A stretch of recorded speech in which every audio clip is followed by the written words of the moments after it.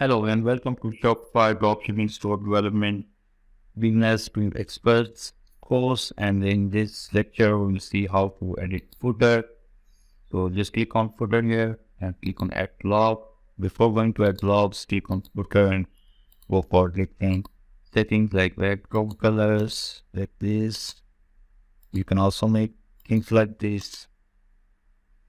So we are going for inverse here, or you can make it prominent from the box section like this.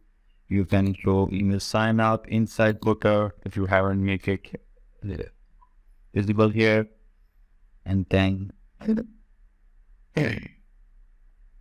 you can show social media icons, country selectors here like this, and then language selector, and then show payment icons. Once you will add the payments, your payment icons will be showing here. And then you can click on save, and then you can add blog. Inside you can add menus. You can add footer menus like this here, and then you can add another section like text. You can add some store address text here that is required for Google merchant approval, like store address.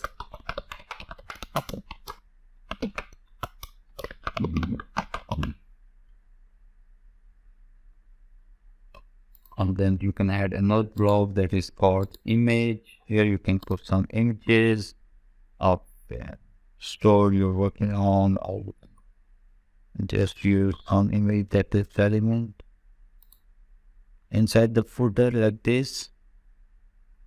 And then you can make its size bigger according to the store photo